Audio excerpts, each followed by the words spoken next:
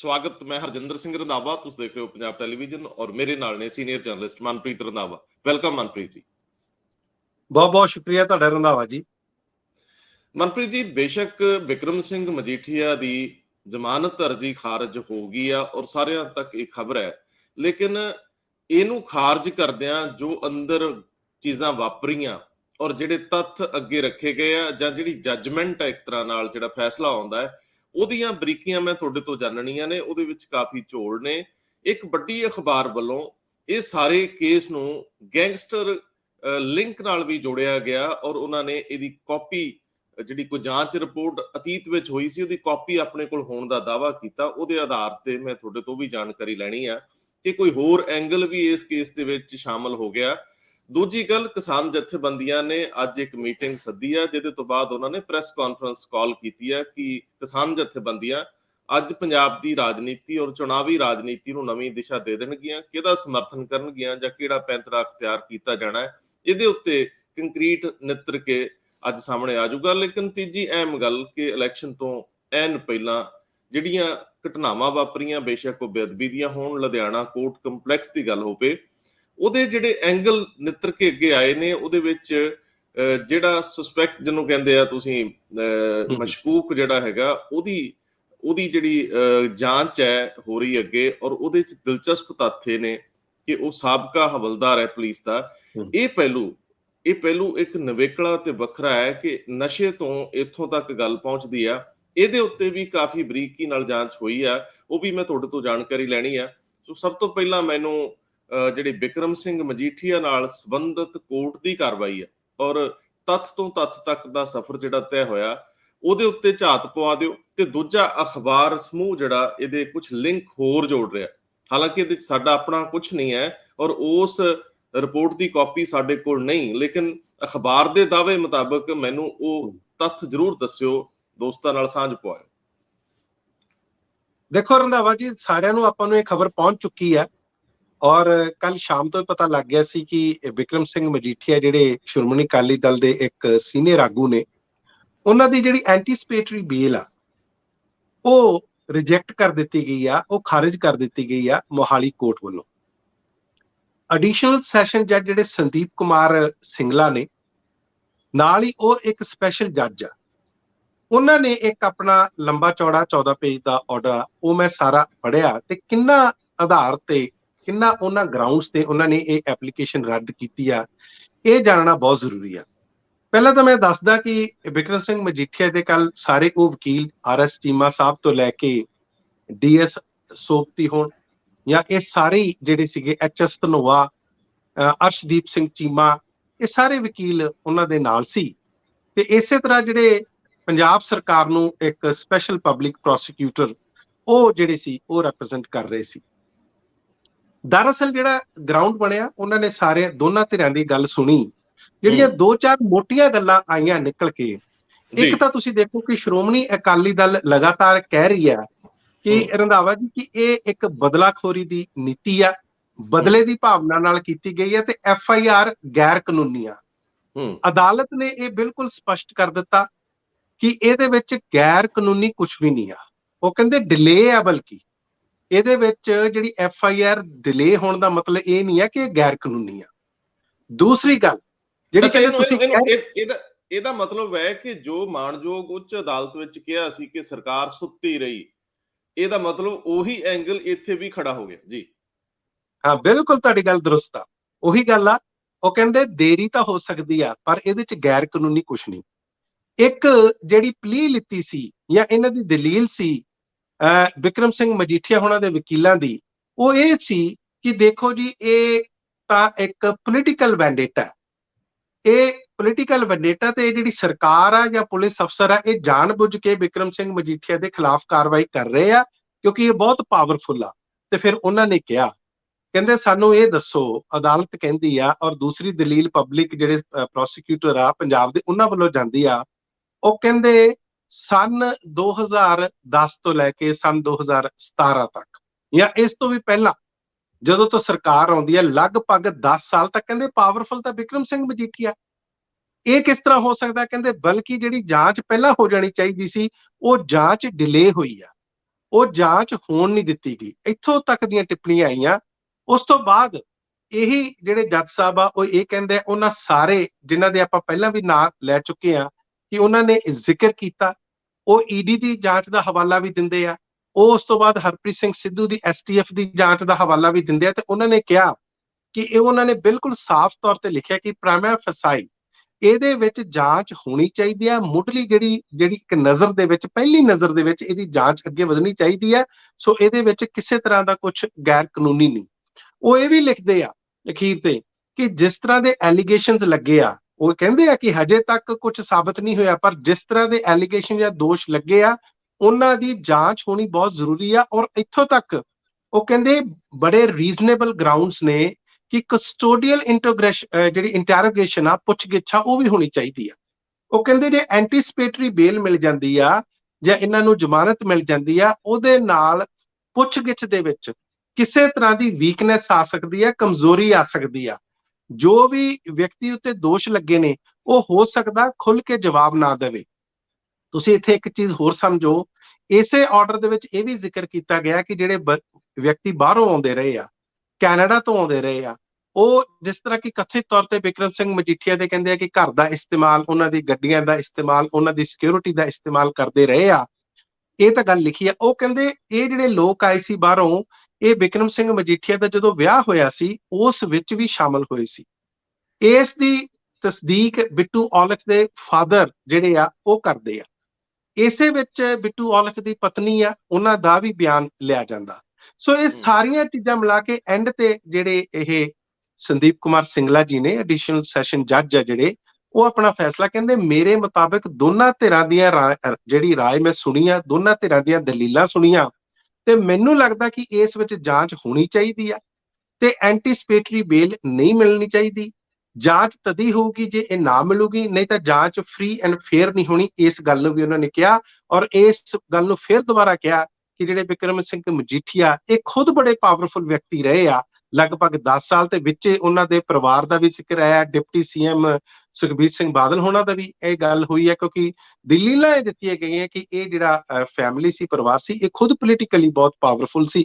ਇਸੇ ਕਰਕੇ ਜਿਹੜੀ ਜਾਂਚ ਪਹਿਲਾਂ ਹੋਣੀ ਚਾਹੀਦੀ ਸੀ ਉਹ ਹੋ ਨਹੀਂ ਸਕੀ। ਇਹ ਸਾਰੀਆਂ ਦਲੀਲਾਂ ਨੂੰ ਮੱਦੇਨਜ਼ਰ ਰੱਖਦੇ ਹੋਏ ਇਹ ਜਿਹੜੀ ਬੇਲ ਐਪਲੀਕੇਸ਼ਨ ਆ, ਇਹ ਜ਼ਮਾਨਤ ਆ, ਉਹ ਉਹਨਾਂ ਦੀ ਐਂਟੀਸਪੇਟਰੀ ਉਹ ਰਿਜੈਕਟ ਕਰ ਦਿੱਤੀ ਗਈ ਹੈ। ਜੀ ਮਨਪ੍ਰੀਤ ਜੀ, ਇਹਦਾ ਮਤਲਬ ਹੈ ਕਿ ਸਰਕਾਰ ਨੇ ਜਾਂ ਦੂਜੇ ਬੰਨਿਓ ਇਹ ਕਹਿ ਲਓ ਕਿ ਪੁਲਿਸ ਡਿਪਾਰਟਮੈਂਟ ਨੇ ਇਸ ਕੇਸ ਤੇ ਕਾਫੀ ਹੋਮਵਰਕ ਕੀਤਾ ਔਰ ਬਹੁਤ ਸਾਰੇ ਤੱਥ ਪਹਿਲਾਂ ਪੁਖਤਾ ਕਰ ਲਏ ਗਏ ਔਰ ਬਹੁਤ ਸਾਰੇ ਜਿਹੜੀ ਪ੍ਰੀ ਲਈ ਜਾਣੀ ਆ ਉਹਦੇ ਪੈਂਤੜੇ ਪਹਿਲਾਂ ਹੀ ਨਿਰਧਾਰਿਤ ਕਰ ਲਏ ਨੇ, ਔਰ ਜਿਹਦੇ ਕਾਰਨ ਸ਼ਾਇਦ ਅਦਾਲਤ ਵਿੱਚ ਉਨੀ ਸੌਖਿਆਂ ਰਾਹਤ ਨਾ ਮਿਲੇ, ਭਾਵੇਂ ਕਿ ਬਿਕਰਮ ਸਿੰਘ ਮਜੀਠੀਆ ਕੋਲ ਬਹੁਤ ਵੱਡੇ ਸੰਸਾਧਨ ਨੇ ਔਰ ਬਹੁਤ ਵੱਡੇ ਵਕੀਲ ਵੀ ਨੇ। ਅਮੂਮਨ ਇਹ ਕਿਹਾ ਜਾਂਦਾ ਹੈ ਕਿ ਤਕੜੇ ਦਾ 27-100, ਲੇਕਿਨ ਭਾਰਤੀ ਸੰਵਿਧਾਨ ਦੇ ਵਿੱਚ ਮੇਰਾ ਖਿਆਲ ਹੈ ਕਿ ਹਰ ਐਂਗਲ ਨੂੰ ਧਿਆਨ 'ਚ ਰੱਖਿਆ ਜਾਂਦਾ। ਅਦਾਲਤਾਂ ਦੀ ਆਖਰੀ ਟੇਕ ਜਿਹੜੀ ਆ ਲੋਕਾਂ ਦੀ ਅਦਾਲਤਾਂ ਤੇ, ਉਹ ਇਸੇ ਕਰਕੇ ਕਾਇਮ ਰਹਿੰਦੀ ਆ ਕਿ ਇਨਸਾਫ ਜਿਹੜਾ ਉਹ ਆਪਣਾ ਰਸਤਾ ਅਖਤਿਆਰ ਕਰੇਗਾ। ਲੇਕਿਨ ਇਹਦੇ 'ਚ ਜਿਹੜੀ ਇੱਕ ਵੱਡੇ ਅਖਬਾਰ ਸਮੂਹ ਨੇ ਜਿਹੜੀ ਸਟੋਰੀ ਨਵਾਂ ਲਿੰਕ ਦਿੱਤਾ, ਇੱਕ ਜਾਂਚ ਔਰ ਖਾਸ ਤੌਰ ਤੇ ਗੈਂਗਸਟਰ ਲਿੰਕ ਦਿੱਤਾ ਗਿਆ, ਉਹਦੇ ਬਾਰੇ ਮੈਨੂੰ ਚਾਨਣਾ ਪਾਇਓ, ਕਿਉਂਕਿ ਅਸੀਂ ਇਹਦੇ ਵਿੱਚ ਆਪਣੇ ਵੱਲੋਂ ਕੁਝ ਵੀ ਨਹੀਂ ਦੇ ਰਹੇ। ਉਸੇ ਆਧਾਰ ਤੇ ਜੇ ਗੱਲ ਕਰਨੀ ਹੋਵੇ ਤੇ ਉਹ ਸੰਤੁਲਿਤ ਜਿਹਾ ਪੈਂਤੜਾ ਇੱਕ ਹੁੰਦਾ ਹੈ ਕਿ ਤੁਸੀਂ, ਤੁਹਾਡੇ ਕੋਲ ਆਪਣੇ ਤੱਥ ਨਾ ਹੋਣ, ਤੁਸੀਂ ਦੂਜੇ ਦੇ ਤੱਥਾਂ ਤੇ ਗੱਲ ਕਰਨੀ ਹੋਵੇ, ਉਹ ਮੈਨੂੰ ਜ਼ਰੂਰ ਦੱਸਿਓ। ਬਿਲਕੁਲ ਦੱਸਾਂਗਾ। ਇਸ ਦੇ ਨਾਲ ਜਿਹੜੀ ਆਪਾਂ ਪਹਿਲਾਂ ਗੱਲ ਕਰ ਰਹੇ ਸੀ, ਇੱਕ ਗੱਲ ਥੋੜੀ ਜਿਹੀ ਹੋਰ ਜੋੜਦਾ ਕਿ ਜਿਹੜੇ ਪੁਰਾਣੇ ਐਡਵੋਕੇਟ ਜਨਰਲ ਸੀ ਅਤੁਲ ਨੰਦਾ, ਉਹਨਾਂ ਦੇ ਓਪੀਨੀਅਨ ਨੂੰ ਲੈ ਕੇ ਵੀ ਇਸ ਆਰਡਰ ਦੇ ਵਿੱਚ ਗੱਲ ਹੋਈ ਆ ਕਿ ਉਹਨਾਂ ਦਾ ਜਿਹੜਾ ਆਰਡਰ ਸੀ ਉਸ ਤੇ ਵੀ ਕਿੰਤੂ ਪ੍ਰੰਤੂ ਕੀਤੇ ਗਏ ਆ। ਤੇ ਇਸ ਦੇ ਨਾਲ ਜਿਹੜੀ ਸਤੀਸ਼ ਕੁਮਾਰ ਅਸਥਾਨਾ ਨੇ ਆਪਣੇ ਉਹ ਨੋਟਸ ਦੇ ਵਿੱਚ ਜਿਹੜੇ ਬਾਅਦ ਦੇ ਵਿੱਚ ਲੀਕ ਹੋਏ ਸੀ, ਜੋ ਉਹਨਾਂ ਨੇ ਓਪੀਨੀਅਨ ਹੋਇਆ, ਉਸ ਤੇ ਵੀ ਹੁਣ ਸਵਾਲ ਖੜੇ ਹੋਣਗੇ। ਖੈਰ, ਆਪਾਂ ਅੱਗੇ ਆਉਂਦੇ ਆ। ਜਿਹੜੀ ਤੁਸੀਂ ਮੇਰੇ ਤੋਂ ਗੱਲ ਪੁੱਛੀ ਆ, ਇਹ ਜਿਹੜਾ ਅਖਬਾਰ ਸਮੂਹ ਆ, ਤੁਹਾਨੂੰ ਪਤਾ ਹੀ ਹੈ, ਪੰਜਾਬ ਦਾ ਬੜਾ ਮੰਨਿਆ ਪ੍ਰਮੰਨਿਆ ਅਖਬਾਰ ਆ। ਅੰਗਰੇਜ਼ੀ ਦੇ ਵਿੱਚ, ਹਿੰਦੀ ਦੇ ਵਿੱਚ, ਪੰਜਾਬੀ ਦੇ ਵਿੱਚ ਇਹਨਾਂ ਦੀਆਂ ਪਬਲੀਕੇਸ਼ਨਸ ਹੁੰਦੀਆਂ। ਇਹਨਾਂ ਨੇ ਅੱਜ ਇੱਕ ਬੜੀ ਅਹਿਮ ਖਬਰ ਛਾਪੀ ਆ ਔਰ ਸੁਖਜਿੰਦਰ ਸਿੰਘ ਰੰਧਾਵਾ ਦਾ ਉਹਦੇ ਵਿੱਚ ਹਵਾਲਾ ਦਿੱਤਾ। ਦਰਅਸਲ ਉਹਦੇ ਵਿੱਚ ਇਹ ਗੱਲ ਕਹੀ ਗਈ ਆ ਕਿ ਹੁਣ ਪੰਜਾਬ ਸਰਕਾਰ ਜਾਂ ਪੰਜਾਬ ਦੀ ਜਿਹੜੀ ਪੁਲਿਸ ਆ, ਉਸ ਰਿਪੋਰਟ ਨੂੰ ਦੁਬਾਰਾ ਖੰਗਾਲੂਗੀ, ਉਸ ਰਿਪੋਰਟ ਨੂੰ ਦੁਬਾਰਾ ਕੱਢ ਕੇ ਲੈ ਆਈ ਆ ਜਿਸ ਵਿੱਚ ਬਿਕਰਮ ਸਿੰਘ ਮਜੀਠੀਆ ਦੇ ਕਥਿਤ ਤੌਰ ਤੇ ਜੱਗੂ ਭਗਵਾਨਪੁਰੀਆ, ਇੱਕ ਗੈਂਗਸਟਰ ਜੋ ਅੱਜ ਕੱਲ ਤਿਹਾੜ ਜੇਲ੍ਹ ਦੇ ਵਿੱਚ ਆ, ਉਹਦੇ ਨਾਲ ਕਹਿੰਦੇ ਆ ਕਿ ਕਥਿਤ ਸੰਬੰਧ ਰਹੇ ਆ। ਮੈਂ ਤੁਹਾਨੂੰ ਇਹਦੇ ਵਿੱਚ ਰੰਧਾਵਾ ਜੀ ਦੱਸਦਾ ਕਿ ਦਰਅਸਲ ਸੁਖਜਿੰਦਰ ਸਿੰਘ ਰੰਧਾਵਾ ਹੋਣਾ ਤੇ ਵੀ ਦੋਸ਼ ਲੱਗੇ ਸੀ ਕਿਸੇ ਵਕਤ। ਉਹਨਾਂ ਤੇ ਦੋਸ਼ ਲੱਗੇ ਸੀ ਕਿ ਇਹ ਕੁਝ ਗੈਂਗਸਟਰਸ ਦੇ ਨਾਲ ਉਹਨਾਂ ਦੀ ਹੈਲਪ ਕਰਦੇ ਆ। ਉਸ ਟਾਈਮ ਕੈਪਟਨ ਅਮਰਿੰਦਰ ਸਿੰਘ ਹੋਣਾ ਨੇ ਇਸ ਦੀ ਜਾਂਚ ਦੇ ਆਦੇਸ਼ ਦਿੱਤੇ ਸੀ। ਮੈਂ ਸਨ 2019 ਨਵੰਬਰ ਦੇ ਮਹੀਨੇ ਦੀ ਗੱਲ ਕਰ ਰਿਹਾ। ਮੈਂ 26 ਮੈਂ ਇਹਦੇ ਚ ਨਵੰਬਰ ਨੂੰ ਮੈਂ ਇਹਦੇ ਚ ਸ਼ਾਮਲ ਥੋੜੀ ਜਿਹੀ ਗੱਲ ਕਰ ਦਿਆਂ ਕਿ ਸੁਖਜਿੰਦਰ ਸਿੰਘ ਰੰਧਾਵਾ ਦੀ ਕਨਸਟੀਟੂਐਂਸੀ ਡੇਰਾ ਬਾਬਾ ਨਾਨਕ ਦੇ ਵਿੱਚ ਪੱਪੂ ਢਿੱਲਵਾਂ ਵਾਲੇ ਜਿਹੜੇ ਕਿ ਅਕਾਲੀ ਦਲ ਦੇ ਸਰਗਰਮ ਵਰਕਰ ਸੀਗੇ ਔਰ ਬਲਾਕ ਪੱਧਰ ਦੇ ਲੀਡਰ ਸੀਗੇ, ਉਹਨਾਂ ਦਾ ਕਤਲ ਹੋ ਜਾਂਦਾ ਤੇ ਉਸ ਕਤਲ ਤੋਂ ਬਾਅਦ ਬਿਕਰਮ ਸਿੰਘ ਮਜੀਠੀਆ ਇਹ ਪੈਂਤੜਾ ਅਖਤਿਆਰ ਕਰ ਲੈਂਦੇ ਆ, ਪਲੀ ਲੈਂਦੇ ਆ ਕਿ ਇਹ ਪੋਲੀਟੀਕਲ ਕਤਲ ਹੈ, ਇਹ ਸਿਆਸੀ ਕਤਲ ਹੈ, ਜਿਹਦੀ ਬਹੁਤ ਜ਼ਿਆਦਾ ਬਾਅਦ ਦੇ ਵਿੱਚ ਰੌਲਾ ਪੈਂਦਾ ਹੈ ਤੇ ਉਹਦੇ ਆਧਾਰ ਤੇ ਕੋਰਟ ਦੇ ਵਿੱਚ ਮਾਣਯੋਗ ਹਾਈ ਕੋਰਟ ਦੇ ਵਿੱਚ ਵੀ ਮਾਮਲਾ ਚਲੇ ਜਾਂਦਾ। ਸ਼ਾਇਦ ਉਦੋਂ ਦੀ ਇਹ ਕੋਈ ਜਾਂਚ ਰਿਪੋਰਟ ਹੋਏ, ਮੈਨੂੰ ਇਹਦੇ ਬਾਰੇ ਜ਼ਿਆਦਾ ਜਾਣਕਾਰੀ ਨਹੀਂ, ਤੁਸੀਂ ਦੱਸੋਗੇ ਜੀ। ਬਿਲਕੁਲ ਤੁਹਾਡੀ ਗੱਲ ਠੀਕ ਹੈ, ਤੁਸੀਂ ਬਿਲਕੁਲ ਤੱਥਾਂ ਦੇ ਆਧਾਰ ਤੇ ਇਹ ਗੱਲ ਕੀਤੀ ਹੈ। ਇਸ ਗੱਲ ਨੂੰ ਥੋੜਾ ਅੱਗੇ ਹੁਣ ਵਧਾ ਲੈਂਦੇ ਆ ਜੋ ਇਸ ਰਿਪੋਰਟ ਦੇ ਵਿੱਚ ਆ। ਜਦੋਂ ਨਵੰਬਰ ਦੇ ਮਹੀਨੇ ਵਿੱਚ ਕੈਪਟਨ ਅਮਰਿੰਦਰ ਸਿੰਘ ਬਤੌਰ ਮੁੱਖ ਮੰਤਰੀ ਇਸ ਦੀ ਜਾਂਚ ਦੇ ਹੁਕਮ ਦਿੰਦੇ ਆ ਤੇ 12 ਫਰਵਰੀ ਸਨ 2020 ਨੂੰ ਇਹ ਰਿਪੋਰਟ ਜਮ੍ਹਾਂ ਕਰਾ ਦਿੱਤੀ ਜਾਂਦੀ ਆ। ਉਹਦੇ ਵਿੱਚ ਇਹ ਸਾਰੀਆਂ ਗੱਲਾਂ ਕਹੀਆਂ ਜਾਂਦੀਆਂ ਕਿ ਇਹ ਅੱਛਾ, ਇਹਦੇ ਵਿੱਚ ਮੈਂ ਇਹ ਵੀ ਦੱਸਦਾ ਕਿ ਇਹ ਜਾਂਚ ਕੀਤੀ ਕਿਸ ਨੇ ਸੀ। ਇਹ ਉਹਨਾਂ ਸਾਬਕਾ ਆਈਜੀ ਕੁੰਵਰ ਵਿਜੇ ਪ੍ਰਤਾਪ ਸਿੰਘ ਹੋਣਾ ਦੇ ਅਧੀਨ ਹੋਈ ਸੀ। ਇੱਕ ਡੀਆਈਜੀ ਸੀ ਤੇ ਇੱਕ ਏਆਈਜੀ ਲੈਵਲ ਦੇ ਅਫਸਰ ਵੀ ਉਹਦੇ ਚ ਸ਼ਾਮਿਲ ਸੀ। ਅੱਜ ਕੱਲ ਤੁਹਾਨੂੰ ਪਤਾ ਹੀ ਉਹ ਰਿਟਾਇਰ ਹੋ ਗਏ ਆ, ਬਲਕਿ ਉਹਨਾਂ ਨੇ ਪੁਲਿਸ ਫੋਰਸ ਛੱਡਤੀ ਹੈ ਤੇ ਆਮ ਆਦਮੀ ਪਾਰਟੀ ਚ ਸ਼ਾਮਿਲ ਹੋ ਗਿਆ। ਇਹਨਾਂ ਨੇ ਇਹ ਜਾਂਚ ਕੀਤੀ ਸੀ ਤੇ ਉਹਦੇ ਚ ਇਹਨਾਂ ਨੇ ਇਹ ਗੱਲ ਕਹੀ ਸੀ ਉਸ ਰਿਪੋਰਟ ਦੇ ਵਿੱਚ ਕਿ ਕਿਸ ਤਰ੍ਹਾਂ ਜਿਹੜੇ ਕਥਿਤ ਤੌਰ ਤੇ ਬਿਕਰਮ ਸਿੰਘ ਮਜੀਠੀਆ ਹੋਣਾ ਦੇ, ਜੱਗੂ ਭਗਵਾਨਪੁਰੀ ਹੋਣੇ, ਇਹਨਾਂ ਦੇ ਸਾਰੇ ਨਾਲ ਤੇ 3 ਹੋਰ ਗੈਂਗਸਟਰ ਉਹਦੇ ਵਿੱਚ ਦੱਸੇ ਗਿਆ ਕਿ ਇਹਨਾਂ ਦੇ ਨਾਲ ਸੰਬੰਧ ਆ। ਹੁਣ ਉਹ ਰਿਪੋਰਟ ਕੱਢ ਲਈ ਗਈ ਆ। ਮੈਂ ਕੱਲ ਸੁਣ ਰਿਹਾ ਸੀ ਸੁਖਜਿੰਦਰ ਸਿੰਘ ਰੰਧਾਵਾ ਨੂੰ, ਇੱਕ ਗੱਲ ਉਹ ਹੋਰ ਵੀ ਕਹਿੰਦੇ, ਕਿਉਂਕਿ ਅਕਾਲੀ ਕੱਲ ਵੈਸੇ ਬਿਕਰਮ ਸਿੰਘ ਮਜੀਠੀਆ ਤਾਂ ਮੌਜੂਦ ਹੈ ਨਹੀਂ ਸੀ ਆਪਣੇ ਇਸ ਉੱਤੇ ਸਫਾਈ ਦੇਣ ਲਈ, ਲੇਕਿਨ ਡਾਕਟਰ ਦਲਜੀਤ ਸਿੰਘ ਚੀਮਾ ਦਾ ਬਿਆਨ ਜ਼ਰੂਰ ਆਇਆ। ਉਹ ਫੇਰ ਇਹੀ ਗੱਲ ਕਹਿੰਦੇ ਆ ਕਿ ਇਹ ਸਾਰਾ ਕੁਝ ਮਿੱਥ ਕੇ ਕੀਤਾ ਜਾ ਰਿਹਾ, ਸਾਨੂੰ ਬਦਨਾਮ ਕਰਨ ਲਈ ਕੋਸ਼ਿਸ਼ ਕੀਤੀ ਜਾ ਰਹੀ ਆ ਔਰ ਸਾਡੇ ਖਿਲਾਫ ਬਦਲੇ ਦੀ ਕਾਰਵਾਈ ਕੀਤੀ ਜਾ ਰਹੀ ਹੈ। ਖੈਰ ਇਹ ਗੱਲ ਆਪਣੀ ਜਗ੍ਹਾ, ਲੇਕਿਨ ਇਹ ਬਦਲੇ ਦੀ ਕਾਰਵਾਈ ਤੋਂ ਸੁਖਜਿੰਦਰ ਸਿੰਘ ਰੰਧਾਵਾ ਇੱਕ ਗੱਲ ਕਹਿੰਦੇ ਆ, ਉਹ ਯਾਦ ਕਰਦੇ ਆ ਪੁਰਾਣੇ ਸਮਿਆਂ ਨੂੰ। ਕਹਿੰਦੇ ਜੇ ਬਦਲੇ ਦੀ ਕਾਰਵਾਈ ਦੀ ਜੇ ਕਿਸੇ ਨੇ ਪਿਰਤ ਪਾਈ ਆ, ਉਹ ਪ੍ਰਕਾਸ਼ ਸਿੰਘ ਬਾਦਲ ਹੋਣਾ ਨੇ ਪਾਈ ਆ। ਉਹ ਕਹਿੰਦੇ ਮੈਨੂੰ ਯਾਦ ਆ ਸਾਡੇ ਮੁੱਖ ਮੰਤਰੀ, ਸਾਡੇ ਮਤਲਬ ਉਹਨਾਂ ਦੇ ਕਾਂਗਰਸ ਦੇ ਮੁੱਖ ਮੰਤਰੀ ਗਿਆਨੀ ਜੈਲ ਸਿੰਘ ਦੀ ਗੱਲ ਕਰਦੇ ਆ, ਕਹਿੰਦੇ ਉਹਨਾਂ ਦੇ ਖਿਲਾਫ ਵਿਜੀਲੈਂਸ ਦੇ ਕੇਸ ਜਿਹੜੇ ਸਭ ਤੋਂ ਪਹਿਲਾਂ ਕੀਤੇ ਗਏ ਸੀ ਉਹ ਪ੍ਰਕਾਸ਼ ਸਿੰਘ ਬਾਦਲ ਹੋਣਾ ਵੱਲੋਂ ਕੀਤੇ ਗਏ ਸੀ। ਤੇ ਉਸ ਤੋਂ ਬਾਅਦ ਕਹਿੰਦੇ ਖੈਰ ਗਿਆਨੀ ਜੈਲ ਸਿੰਘ ਕਹਿੰਦੇ ਬਾਅਦ ਜਾ ਕੇ ਰਾਸ਼ਟਰਪਤੀ ਵੀ ਬਣਦੇ ਆ, ਮੁੱਖ ਮੰਤਰੀ ਤੋਂ ਬਣਦੇ, ਲੇਕਿਨ ਉਹਨਾਂ ਨੇ ਕਦੇ ਬਦਲੇ ਦੀ ਇਸ ਤਰ੍ਹਾਂ ਦੀ ਨੀਤੀ ਜਾਂ ਬਦਲਾਖੋਰੀ ਨੀਤੀ ਕਦੇ ਅਪਣਾਈ ਨਹੀਂ। ਖੈਰ ਇਹ ਆਪਣੀ ਸਫਾਈ ਦਿੰਦੀ ਆ। ਅਕਾਲੀ ਦਲ ਆਪਣਾ ਇਸ ਤੇ ਕੀ ਰਿਐਕਸ਼ਨ ਦਿੰਦਾ ਉਹ ਖੈਰ ਆਪਾਂ ਨੂੰ ਪਤਾ ਲੱਗੂਗਾ, ਲੇਕਿਨ ਇੱਕ ਗੱਲ ਜ਼ਰੂਰ ਆ ਕਿ ਇਹਨਾਂ ਸਾਰਿਆਂ ਦੇ ਵਿੱਚ ਜਿਹੜੇ ਗੈਂਗਸਟਰਸ ਦਾ ਪੋਲੀਟੀਸ਼ੀਅਨਸ ਦੇ ਨਾਲ ਨੈਕਸਸ ਆ ਨਹੀਂ ਨੈਕਸਸ ਆ, ਉਸ ਰਿਪੋਰਟ ਨੂੰ ਸੁਖਜਿੰਦਰ ਸਿੰਘ ਰੰਧਾਵਾ ਨੇ ਦੁਬਾਰਾ ਬਾਹਰ ਲੈ ਆਂਦਾ। ਇੱਕ ਗੱਲ ਉਹਨਾਂ ਨੇ ਕਹੀ ਆ, ਉਹ ਕਹਿੰਦੇ ਮੈਨੂੰ ਬੜੀ ਜਾਣ ਕੇ ਇਹ ਹੈਰਾਨੀ ਆ ਕਿ ਇੰਨੀ ਦੇਰ ਤੱਕ ਇਹ ਰਿਪੋਰਟ ਬਾਹਰ ਕਿਉਂ ਨਹੀਂ ਕੀਤੀ, ਕਿਉਂਕਿ ਇਸ ਰਿਪੋਰਟ ਨੂੰ ਹਜੇ ਤੱਕ ਜਨਤਕ ਨਹੀਂ ਕੀਤਾ ਗਿਆ। ਸੋ ਕਈ ਤਰ੍ਹਾਂ ਦੀਆਂ ਚੀਜ਼ਾਂ, ਜਿਸ ਤਰ੍ਹਾਂ ਪਿਛਲੇ ਦਿਨਾਂ ਦੇ ਵਿੱਚ ਮੌੜ ਬਲਾਸਟ ਨੂੰ ਲੈ ਕੇ ਸੁਖਜਿੰਦਰ ਸਿੰਘ ਰੰਧਾਵਾ ਨੇ ਕਿਹਾ ਸੀ ਕਿ ਹਜੇ ਤੱਕ ਇਸ ਰਿਪੋਰਟ ਤੇ ਅੱਗੇ ਕੁਝ ਹੋਇਆ ਕਿਉਂ ਨਹੀਂ, ਇਸੇ ਤਰ੍ਹਾਂ ਇਸ ਰਿਪੋਰਟ ਬਾਰੇ ਵੀ ਉਹਨਾਂ ਨੇ ਇਹ ਗੱਲ ਕਹੀ ਹੈ। ਜੀ ਰੰਧਾਵਾ ਜੀ। ਬਿਲਕੁਲ ਠੀਕ ਹੈ, ਔਰ ਸ਼ਾਇਦ ਉਹਦੇ 'ਚ ਜ਼ਿਕਰ ਹੋਇਆ ਕਿ ਇਨੀਸ਼ੀਅਲ ਦੌਰ ਦੇ ਵਿੱਚ ਜਿਹੜੇ ਸਧਾਰਨ ਗੈਂਗਸਟਰ ਜਾਂ ਸਧਾਰਨ ਪੱਧਰ ਦੀ ਐਕਟੀਵਿਟੀ ਸੀ ਉਹਨੂੰ ਕਿੱਡੇ ਵੱਡੇ ਗੈਂਗਸਟਰ ਦੇ ਵਿੱਚ ਤਬਦੀਲ ਕਰਨ 'ਚ ਪੋਲੀਟੀਸ਼ੀਅਨਸ ਦੀ ਭੂਮਿਕਾ, ਇਹਦੇ ਉੱਤੇ ਕੋਈ ਗੱਲ ਹੋਈ ਹੈ। ਇਹ ਰਿਪੋਰਟ ਜਦੋਂ ਸਾਹਮਣੇ ਆਏਗੀ ਪਤਾ ਤਾਂ ਉਦੋਂ ਹੀ ਲੱਗੇਗਾ, ਲੇਕਿਨ ਅਖਬਾਰ ਸਮੂਹ ਦੇ ਤੱਥ ਜਿਹੜੇ ਜੋ ਉਹਨਾਂ ਨੇ ਪੇਸ਼ ਕੀਤੇ ਉਹਦੇ ਆਧਾਰ ਤੇ ਇੰਨਾ ਹੀ ਕਿਹਾ ਜਾ ਸਕਦਾ ਹੈ ਕਿ ਸ਼ੁਰੂਆਤੀ ਦੌਰ ਦੇ ਵਿੱਚ ਜਿਸ ਤਰੀਕੇ ਨਾਲ ਪੁਸ਼ਤ ਪਨਾਹੀ ਹੋਈ ਆ, ਹਾਲਾਂਕਿ ਇਹ ਇੱਕ ਵੱਖਰਾ ਵਿਸ਼ਾ ਕਿ ਗੈਂਗਸਟਰ ਕੋਈ ਜੰਮਦਾ ਨਹੀਂਗਾ, ਸਾਡਾ ਮੁਆਸ਼ਰਾ, ਸਾਡਾ ਸਿਸਟਮ ਉਹਨੂੰ ਇੱਧਰ ਨੂੰ ਧੱਕਦਾ ਹੈ ਜਾਂ ਇਸ ਤਰ੍ਹਾਂ ਦਾ ਮਾਹੌਲ ਪੈਦਾ ਹੁੰਦਾ ਹੈ। ਔਰ ਖਾਸ ਤੌਰ ਤੇ ਜਿਸ ਤਰ੍ਹਾਂ ਦੀਆਂ ਸਿਆਸੀ ਐਕਟੀਵਿਟੀਜ਼ ਹੁੰਦੀਆਂ ਚੋਣਾਂ ਦੇ ਦੌਰਾਨ, ਉਦੋਂ ਬਹੁਤ ਸਾਰੇ ਲੋਕਾਂ ਨੂੰ ਵਰਗਲਾ ਕੇ ਨਾਲ ਤੋਰ ਕੇ ਮਦਦ ਲਈ, ਨੌਜਵਾਨ ਖਾਸ ਤੌਰ ਤੇ, ਹੁਣ ਤਾਂ ਇੱਥੇ ਬੂਥ ਕੈਪਚਰਿੰਗ ਦੇ ਵੀ ਰੌਲੇ ਪੈਂਦੇ ਆ, ਲੜਾਈਆਂ ਹੁੰਦੀਆਂ ਬੂਥਾਂ ਦੇ ਉੱਤੇ। ਸੋ ਕਿਉਂ ਇਹ ਲੋਕ ਜਿਹੜੇ ਆ ਏਡੇ ਵੱਡੇ ਅੱਗੇ ਜਾ ਕੇ ਮੁਜਰਮ ਬਣਾਤੇ ਜਾਂਦੇ ਜਾਂ ਬਣ ਜਾਂਦੇ ਨੇ, ਇਹ ਵੱਖਰਾ ਵਿਸ਼ਾ, ਇਹਦੇ ਤੇ ਗੱਲ ਹੋ ਸਕਦੀ ਹੈ ਕਿ ਆਖਰ ਇੱਕ ਸਧਾਰਨ ਵਿਅਕਤੀ ਜੁਰਮ ਦੀ ਦੁਨੀਆ ਦੇ ਵਿੱਚ ਚਾਅ ਨਾਲ ਨਹੀਂ ਆਉਂਦਾ। ਜੇ ਪਹਿਲੀ ਸ਼ੁਰੂਆਤ ਦੇ ਵਿੱਚ ਚਾਅ ਨਾਲ ਵੀ ਆਉਂਦਾ ਹੈ ਤੇ ਉਹਨੂੰ ਪਤਾ ਕਿ ਅਖੀਰ ਦੇ ਵਿੱਚ ਇਹਦੇ ਅੰਜਾਮ ਭੈੜੇ ਹੁੰਦੇ ਆ।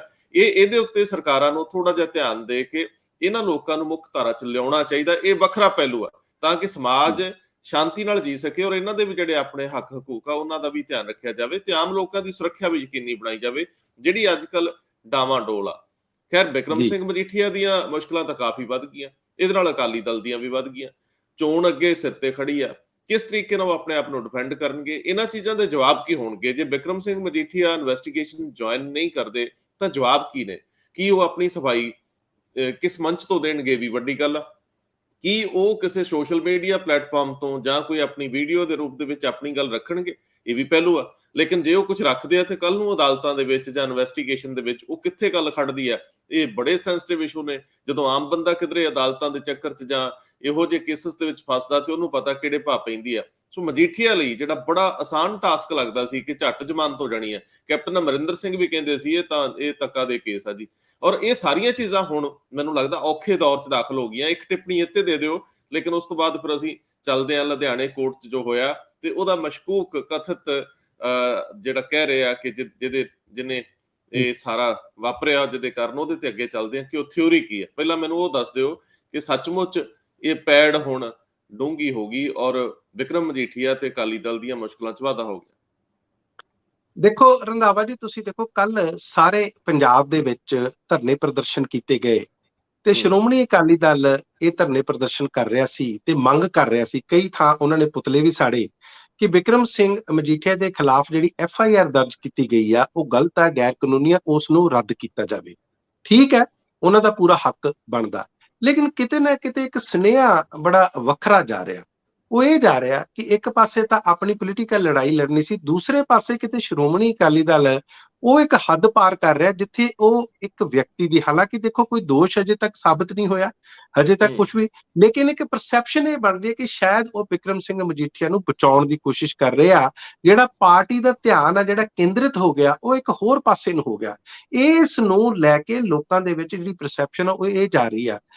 ਕੰਮ ਇਸ ਟਾਈਮ ਇਹ ਚਾਹੀਦਾ ਸੀ, ਕਿਉਂਕਿ ਜੇ ਅਦਾਲਤੀ ਲੜਾਈ ਆ ਤਾਂ ਥੋੜਾ ਜਿਹਾ ਜਿਹੜੀਆਂ ਆਵਾਜ਼ਾਂ, ਥੋੜੀਆਂ ਜਿਹੀਆਂ ਸਿਆਣੀਆਂ ਆਵਾਜ਼ਾਂ ਇਸ ਤਰ੍ਹਾਂ ਦੇ ਵੀ ਆਉਣੀਆਂ ਚਾਹੀਦੀਆਂ ਸੀ ਕਿ ਅਸੀਂ ਕਾਨੂੰਨ ਦੀ ਪੂਰੀ ਮਦਦ ਕਰਾਂਗੇ, ਪੂਰਾ ਸਹਿਯੋਗ ਕਰਾਂਗੇ। ਬਿਕਰਮ ਸਿੰਘ ਮਜੀਠੀਆ ਨੂੰ ਵੀ ਸਹਿਯੋਗ ਕਰਨਾ ਚਾਹੀਦਾ। ਹੁਣ ਆਉਣ ਵਾਲੇ ਦਿਨਾਂ ਦੇ ਵਿੱਚ ਜੇ ਹਾਈ ਕੋਰਟ ਦੇ ਵਿੱਚ ਜਾਂਦੇ ਆ, ਖੈਰ ਉਹਨਾਂ ਦਾ ਹੱਕ ਆ, ਪੂਰਾ ਹਾਈ ਕੋਰਟ ਦੇ ਵਿੱਚੋਂ ਵੀ ਉਹ ਜਾ ਕੇ ਇਸ ਉੱਤੇ ਆਪਣਾ ਕਿਸੇ ਤਰ੍ਹਾਂ ਦੀ ਰਾਹਤ ਲੈ ਸਕਦੇ ਆ। ਲੇਕਿਨ ਨਾਲ ਦੇ ਨਾਲ ਪਰਸੈਪਸ਼ਨ ਗੇਮ ਵੀ ਹੈ ਕਿ ਬਿਕਰਮ ਸਿੰਘ ਮਜੀਠੀਆ ਭੱਜ ਕਿਉਂ ਰਹੇ ਆ, ਉਹ ਭੱਜ ਰਹੇ ਆ ਜਾਂ ਨਹੀਂ ਰਹੇ, ਇਹ ਤਾਂ ਖੈਰ ਉਹਨਾਂ ਨੂੰ ਪਤਾ ਜਾਂ ਸ਼੍ਰੋਮਣੀ ਅਕਾਲੀ ਦਲ ਨੂੰ ਪਤਾ।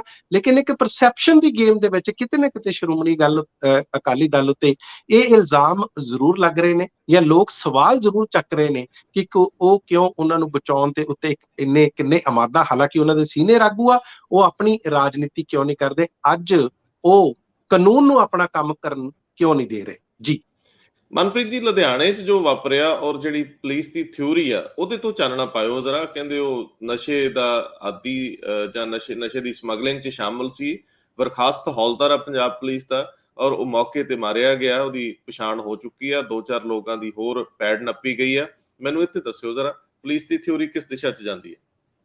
ਦੇਖੋ, ਜੋ ਕੱਲ ਚੀਜ਼ਾਂ ਨਿਕਲ ਕੇ ਆਈਆਂ, ਕੱਲ ਚਰਨਜੀਤ ਸਿੰਘ ਚੰਨੀ ਉਹਨਾਂ ਨੇ ਵੀ ਪ੍ਰੈਸ ਕਾਨਫਰੰਸ ਕੀਤੀ ਔਰ ਅੱਜ ਰੰਧਾਵਾ ਸਾਹਿਬ ਅੱਜ ਇੱਕ ਹੋਰ ਪ੍ਰੈਸ ਕਾਨਫਰੰਸ ਕਰਨ ਜਾ ਰਹੇ ਆ। ਉਹ DGP ਸਿਧਾਰਥ ਚਟੋਪਾਧਿਆਏ ਸਾਹਿਬ ਉਹ ਪ੍ਰੈਸ ਕਾਨਫਰੰਸ ਕਰਨਗੇ।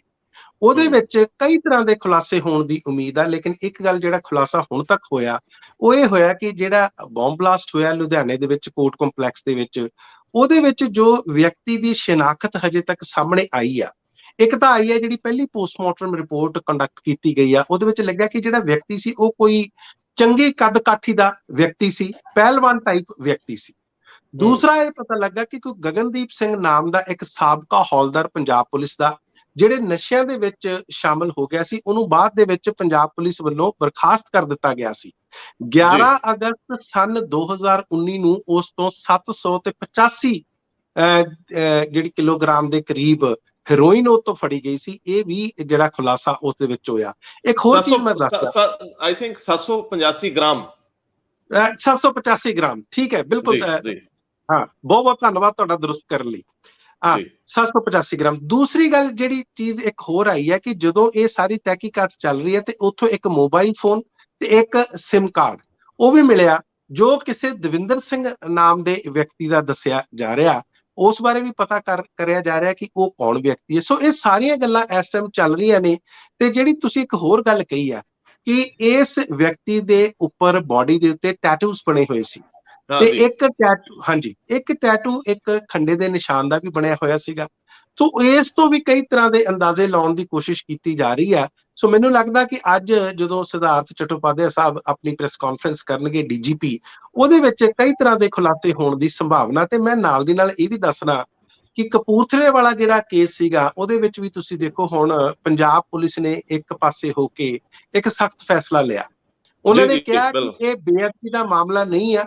ਉਹਦੇ ਵਿੱਚ ਉੱਥੋਂ ਦੇ ਜਿਹੜੇ ਪ੍ਰਬੰਧਕ ਸੀ, ਉਹਨਾਂ ਦੇ ਖਿਲਾਫ ਕੇਸ ਦਰਜ ਕੀਤਾ, 100 ਹੋਰ ਵਿਅਕਤੀਆਂ ਦੇ ਖਿਲਾਫ ਕੇਸ ਦਰਜ ਕੀਤਾ। ਇਹਨਾਂ 100 ਵਿੱਚੋਂ 30 ਵਿਅਕਤੀਆਂ ਕੋਲੇ ਹਥਿਆਰਬੰਦ ਸੀ, ਇਹ ਗੱਲ ਵੀ ਉਸ 'ਚ ਕਹੀ ਗਈ ਆ। ਸੋ ਆਉਣ ਵਾਲੇ ਦਿਨਾਂ 'ਚ ਦੇਖਾਂਗੇ ਕਿ ਇਹ ਕਿਹੜੀ ਦਿਸ਼ਾ ਲੈਂਦੀ ਆ। ਕਿਉਂਕਿ ਇਸ ਤੋਂ ਮੈਨੂੰ ਇੱਕ ਹੋਰ ਵੀ ਇਨਸੀਡੈਂਟ ਯਾਦ ਆਉਂਦਾ, ਜੇ ਤੁਹਾਡੇ ਕੋਲ ਵਕਤ ਹੋਵੇ ਤੇ ਮੈਂ ਉਹ ਤੁਹਾਨੂੰ ਜ਼ਰੂਰ ਦੱਸੂਗਾ, ਉਹ ਮੈਨੂੰ ਜ਼ਰੂਰ ਤੁਸੀਂ ਜ਼ਰੂਰ ਦੱਸ ਜ਼ਰੂਰ ਦਿਓ। ਜ਼ਰੂਰ ਜ਼ਰੂਰ ਹਾਂਜੀ, ਕਿਉਂਕਿ ਕਿਉਂਕਿ ਦੇਖੋ ਰੰਧਾਵਾ ਜੀ, ਇੱਕ ਹੋਰ ਬੜੀ ਗੱਲ ਹੈ। ਦੀਪਕ ਨਾਮ ਦਾ ਇੱਕ ਵਿਅਕਤੀ ਸੀ, ਗੁਰਦਾਸਪੁਰ ਏਰੀਏ ਦੇ ਵਿੱਚ 30 ਜੂਨ ਤੇ 1 ਜੁਲਾਈ ਵਾਲੀ ਰਾਤ ਨੂੰ ਉੱਥੋਂ ਦੇ ਇੱਕ ਗੁਰਦੁਆਰਾ ਸਾਹਿਬ ਦੇ ਵਿੱਚ ਉਹ ਪਨਾਹ ਲੈਣ ਜਾਂਦਾ। ਅਰੁਣਾਚਲ ਪ੍ਰਦੇਸ਼ ਦੇ ਵਿੱਚ ਸੀਗਾ ਉਹ, ਤੇ ਉਹ ਵਾਪਸ 6 ਮਹੀਨੇ ਬਾਅਦ ਛੁੱਟੀ ਆਇਆ ਹੋਇਆ ਸੀ।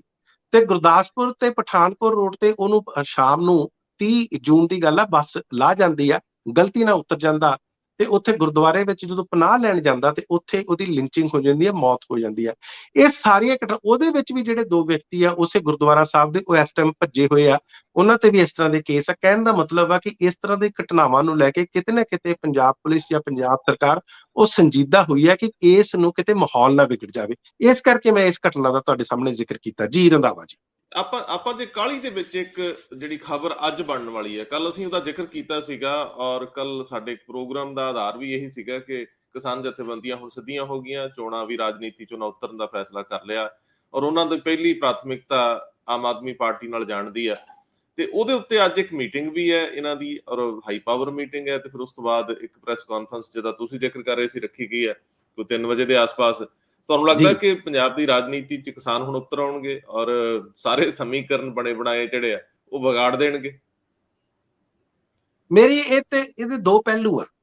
ਹੂੰ ਜੇ ਅੱਜ ਵੀ ਕਿਸਾਨ ਜਥੇਬੰਦੀਆਂ, ਜਿਹੜੀਆਂ 32 ਕਿਸਾਨ ਜਥੇਬੰਦੀਆਂ ਨੇ, ਜਿਨ੍ਹਾਂ ਨੇ ਇਸ ਕਿਸਾਨੀ ਸੰਘਰਸ਼ ਦੌਰਾਨ ਅਥਾਹ ਦੀ ਆਪਸ ਦੇ ਵਿੱਚ ਗੱਠਜੋੜ ਦਿਖਾਇਆ, ਭਾਈਚਾਰਤਾ ਜਿਹੜੀ ਆਪਾਂ ਨੂੰ ਦਿਖਾਈ ਹੈ, ਭਾਈਚਾਰਾ ਦਿਖਾਇਆ ਉਹਨਾਂ ਨੇ, ਔਰ ਆਪਸ ਦੇ ਵਿੱਚ ਜੋ ਮਿਲ ਕੇ ਲੜੇ ਆ, ਉਸ ਨੇ ਸਾਰਿਆਂ ਨੂੰ ਪਸਤ ਕਰ ਦਿੱਤਾ, ਇਹ ਆਪਾਂ ਨੂੰ ਪਤਾ। ਹੁਣ ਜਦੋਂ ਇਹਨਾਂ ਦੇ ਮਨਸੂਬੇ ਜਿਹੜੇ ਥੋੜੇ ਜਿਹੇ ਪੋਲੀਟੀਕਲ ਨੇ, ਸਿਆਸੀ ਨੇ, ਜੋ ਮਨਸ਼ਾ ਇਹਨਾਂ ਦੀ ਉਹ ਠੀਕ ਆ, ਲੇਕਿਨ ਉਹਦੇ ਇਸ ਫੈਸਲੇ ਦੇ ਵਿੱਚ ਸਾਰੀਆਂ ਧਿਰਾਂ ਇੱਕੋ ਮੰਚ ਤੇ ਨਹੀਂ ਹੈ, ਇਹ ਆਪਾਂ ਨੂੰ ਪਤਾ। ਖਾਸ ਤੌਰ ਤੇ ਜਦੋਂ ਜੋਗਿੰਦਰ ਸਿੰਘ ਉਗਰਾਹਾਂ ਵਰਗੇ ਵਿਅਕਤੀ, ਜਾਂ ਡਾਕਟਰ ਦਰਸ਼ਨਪਾਲ ਵਰਗੇ ਵਿਅਕਤੀ, ਰਜਿੰਦਰ ਸਿੰਘ ਦੀਪ ਸਿੰਘ ਵਾਲਾ ਵਰਗੇ ਵਿਅਕਤੀ, ਡੱਲੇਵਾਲ ਸਾਹਿਬ ਹੋਏ, ਜਾਂ ਹੋਰ ਤਮਾਮ ਹੋਰ ਇਸ ਤਰ੍ਹਾਂ ਦੇ ਵਿਅਕਤੀ ਜਿਹੜੇ ਬੜੇ ਸੀਨੀਅਰ ਆਗੂ ਰਹੇ ਆ, ਜਿਹੜੇ ਉਸ ਸਾਰੇ ਸੰਘਰਸ਼ ਨੂੰ ਚਲਾਉਂਦੇ ਰਹੇ ਆ, ਜਦੋਂ ਜੀ ਉਹ ਕਿਤੇ ਨਾਲ ਨਹੀਂ ਜੁੜਦੇ ਤੇ ਮੈਨੂੰ ਲੱਗਦਾ ਕਿਤੇ ਨਾ ਕਿਤੇ ਇਹ ਜਾ ਕੇ ਜਥੇਬੰਦੀਆਂ ਚਾਹੇ ਕਿਸੇ ਵੀ ਧਿਰ ਨਾਲ ਮਿਲ ਜਾਣ, ਇਹ ਕਮਜ਼ੋਰ ਪੈਣਗੀਆਂ। ਜੇ ਇਹ ਆਪ ਕੋਈ ਆਪਣਾ ਸੰਗਠਨ ਖੜਾ ਕਰਦੇ ਆ, ਉਸ ਵਿੱਚ ਇਹਨਾਂ ਨੂੰ ਬਿਲਕੁਲ ਮਜ਼ਬੂਤੀ ਮਿਲੂਗੀ। ਲੇਕਿਨ ਜੇ ਕਿਸੇ ਪੋਲੀਟੀਕਲ ਧਿਰ ਨਾਲ ਜਾਂ ਸਿਆਸੀ ਧਿਰ ਨਾਲ ਇਹ ਜੁੜ ਜਾਂਦੇ ਆ, ਆਪਸ ਦੇ ਵਿੱਚ ਵੰਡੀਆਂ ਜ਼ਰੂਰ ਪੈ ਜਾਣਗੀਆਂ। ਜੋ ਨਤੀਜੇ ਇਹ ਚਾਹੁੰਦੇ ਆ, ਜਿਸ ਤਰ੍ਹਾਂ ਲੋਕਾਂ ਨੇ ਇਹਨਾਂ ਨੂੰ ਸਿਰ ਅੱਖਾਂ ਤੇ ਬਿਠਾਇਆ ਸੀ, ਸ਼ਾਇਦ ਮੈਨੂੰ ਲੱਗਦਾ ਜਦੋਂ ਪੋਲੀਟੀਕਲ ਮੈਦਾਨ ਦੇ ਵਿੱਚ ਆ ਜਾਣਗੇ, ਉਸ ਤਰ੍ਹਾਂ ਦੀ ਇੱਜ਼ਤ ਸਨਮਾਨ ਮਿਲਣਾ, ਮੈਨੂੰ ਲੱਗਦਾ ਮੇਰੇ ਮੁਤਾਬਕ ਉਹਨਾਂ ਸੌਖਾ ਨਹੀਂ ਹੋਏਗਾ, ਉਹਨਾਂ ਆਸਾਨ ਨਹੀਂ ਹੋਏਗਾ। ਜੀ ਰੰਧਾਵਾ ਜੀ। ਤੁਸੀਂ ਠੀਕ ਕਹਿ ਰਹੇ ਹੋ, ਕਿਉਂਕਿ ਪੋਲਿਟਿਕਸ ਤਾਂ ਪੋਲਿਟਿਕਸ ਹੀ ਹੈ। ਜਿਹੜਾ ਵੀ ਆਇਆ ਫਿਰ ਲੋਕ ਉਹਦੇ ਪੋਤੜੇ ਫਰੋਲਦੇ ਆ, ਪੀੜ੍ਹੀਆਂ ਤੱਕ ਦਾ ਇਤਿਹਾਸ ਕੱਢ ਲਿਆਉਂਦੇ ਆ। ਔਰ ਦੂਜੀ ਵੱਡੀ ਗੱਲ ਹੈ ਕਿ ਜਿਹੜਾ ਇਹਨਾਂ ਦਾ ਇਕੱਠਿਆਂ ਹੋ ਕੇ ਲੜਨਾ ਲੋਕ ਮੁੱਦਿਆਂ ਤੇ ਆ, ਪਿੱਛੇ ਜਿਵੇਂ ਇਹਨਾਂ ਨੇ ਜਦੋਂ ਵਾਪਸ ਲਿਆ ਆਪਣਾ ਅੰਦੋਲਨ, ਤੇ ਉਸ ਤੋਂ ਬਾਅਦ ਲੋਕਾਂ ਨੂੰ ਇੱਕ ਭਾਰੀ ਬੋਝ ਦਾ ਸਾਹਮਣਾ ਕਰਨਾ ਪੈਣਾ ਸੀ, ਜਿਹੜੇ ਜੀ ਟੋਲ ਪਲਾਜ਼ੇ ਆ। ਲੇਕਿਨ ਇਹਨਾਂ ਨੇ ਕਿਹਾ ਕਿ ਨਹੀਂ, ਪਹਿਲੀਆਂ ਦਰਾਂ ਤੇ ਚਲਾਓਗੇ ਤਾਂ ਚੱਲਣ ਦਿਆਂਗੇ, ਅਜੇ ਵੀ ਬੰਦ ਪਏ ਆ। ਠੀਕ ਗੱਲ ਆ ਕਿ ਜੇ ਲੋਕਾਂ ਨੇ ਸਾਥ ਦਿੱਤਾ ਤੇ ਹੁਣ ਕਿਸਾਨ ਜਥੇਬੰਦੀਆਂ ਵੀ ਦੇ ਰਹੀਆਂ, ਪਰ ਜੇਕਰ ਇਹ ਵਕਤੀ ਕਿਸੇ ਫਾਇਦੇ ਲਈ ਜਾਂ ਸਿਆਸਤ ਚ ਆਉਣਗੇ, ਜੇ ਬਹੁਤ ਵੱਡਾ ਮਕਸਦ ਨਾ ਹੋਵੇ, ਬਹੁਤ ਵੱਡਾ ਏਜੰਡਾ ਨਾ ਹੋਵੇ, ਪੰਜਾਬ ਦੀ ਨੁਹਾਰ ਬਦਲਣ ਲਈ ਤੁਹਾਡੇ ਕੋਲ ਇੱਕ ਬਲੂ ਪ੍ਰਿੰਟ ਨਾ ਹੋਵੇ, ਔਰ ਇਰਾਦੇ ਦੇ ਨਾਲ ਨਾਲ ਨੇਕ ਨੀਅਤ ਨਾ ਹੋਵੇ, ਤੇ ਇਸ ਖੇਤਰ ਦੇ ਵਿੱਚ ਔਖਾ। ਕਿਉਂਕਿ ਪਹਿਲਾਂ ਹੀ ਬਹੁਤ ਸਾਰੇ ਲੋਕ ਨੇ, ਤੇ ਕਈ ਵਾਰੀ ਬਣੀ ਬਣਾਈ ਇੱਕ ਖੇਤਰ ਦੀ ਭੱਲ ਦੂਜੇ ਖੇਤਰ ਦੇ ਵਿੱਚ ਉਵੇਂ ਨਹੀਂ ਚਮਕਦੀ ਹੁੰਦੀ। ਤੁਸੀਂ ਠੀਕ ਕਹਿ ਰਹੇ ਹੋ ਕਿ ਇਹਦੇ 'ਚ ਇਹ ਸ਼ੱਕ ਕੀਤਾ ਜਾਊਗਾ ਕਿ ਕਿੰਨੇ ਕਾਮਯਾਬ ਹੁੰਦੇ ਆ। ਖੈਰ ਸਭ ਦਾ ਹੱਕ ਹੈ, ਔਰ ਹੁਣ ਇਹ ਵੱਡੇ ਵੀ ਹੋ ਚੁੱਕੇ ਆ, ਕਿਸਾਨ ਆਗੂਆਂ ਦਾ ਦਬਦਬਾ ਵੀ ਬੜਾ, ਪਰ ਕੀ ਇਹ ਦਬਦਬਾ ਮੁੱਕ ਤਾਂ ਨਹੀਂ ਜਾਊਗਾ ਜੇ ਕਿਸੇ ਇੱਕ ਧਿਰ ਨਾਲ ਜੁੜ ਜਾਂਦੇ? ਤੁਹਾਡੇ ਸ਼ੰਕੇ ਆ, ਮੇਰੇ ਖਿਆਲ ਇਹ ਹੋਰ ਵੀ ਬਹੁਤ ਸਾਰੇ ਲੋਕ ਐਵੇਂ ਹੀ ਸੋਚਦੇ ਹੋਣਗੇ। ਬਹੁਤ ਮਿਹਰਬਾਨੀ, ਬਹੁਤ ਧੰਨਵਾਦ। ਕੁਝ ਅੱਜ ਉਲਟ ਸਿੱਧੀਆਂ ਆਵਾਜ਼ਾਂ ਜੇ ਆਈਆਂ ਵੀ ਹੋਣ ਤੇ ਉਹਨੂੰ ਜ਼ਰਾ ਮਾਫ ਕਰ ਦਿਓ, ਮੈਂ ਸਟੂਡੀਓ ਤੋਂ ਬਾਹਰ ਆ। ਬਹੁਤ ਮਿਹਰਬਾਨੀ। ਕੋਈ ਆਵਾਜ਼ਾਂ ਨਹੀਂ ਆਈਆਂ ਰੰਧਾਵਾ ਜੀ, ਤੁਸੀਂ ਬਹੁਤ ਵਧੀਆ ਥਾਂ ਤੇ ਬੈਠੇ ਹੋਏ ਹੋ ਤੇ ਤੁਸੀਂ ਆਪਣੇ ਆਪ ਨੂੰ ਇੰਜੋਏ ਕਰੋ। ਬਹੁਤ ਬਹੁਤ ਧੰਨਵਾਦ ਤੁਹਾਡਾ। Thank you.